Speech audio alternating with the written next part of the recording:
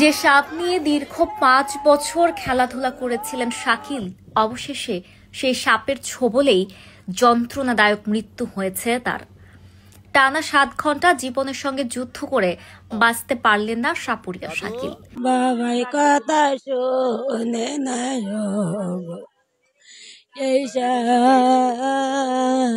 সাপ আমরা ঘরে রেখে দিচ্ছি, পরে আরে আনসার এবার কি আছে আর আমি করতে পারি না।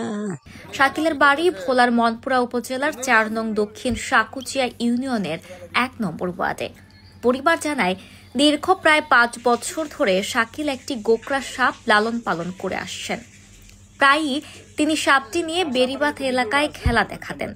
রোববার বিকেলেও সাপটি নিয়ে তালতলা বেড়িবাঁধ এলাকায় খেলা দেখাতে যান তিনি। এক পর্যায়ে বেঈমান সাপ তার বাম পায়ের রানে ছোবল মারে। পরে তিনি নিজেই তার শরীর থেকে বিষ নামানোর চেষ্টা করেও ব্যর্থ হন। পরে পরিবারের লোকজন তাকে স্থানীয় লালু ওঝার কাছে নিয়ে গেলে ওঝা প্রাথমিক চিকিৎসা দিয়ে তাকে বাড়ি পাঠান। বাড়ি ফেরার পর তার শরীরের অবস্থার অবনতি হলে তাকে মনপুরা উপজেলা স্বাস্থ্য কমপ্লেক্সে ভর্তি করা হয়। সেখানে চিকিৎসাধীন অবস্থায় ভোর 4টায় তার মর্মান্তিক মৃত্যু হয়।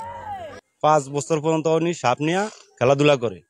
বিগত 15 দিন আগে এই সাপটারে আপনার এখান থেকে 1 কিলোমিটার দূর থেকে সাপটা ধরে নিয়ে যাচ্ছে।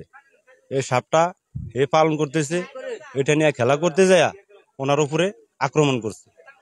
স্থানীয়রা বলছেন, আদর আর ভালোবাসা দিয়ে যে সাপ লালন পালন করেছিলেন শাকিল, আজ সেই সাপের ছোবলেই যন্ত্রণাদায়ক মৃত্যু হয়েছে 26 বছর বয়সের টকবকে যুবকের। নিয়তি নন্দিত, চ্যানেল ভোলা।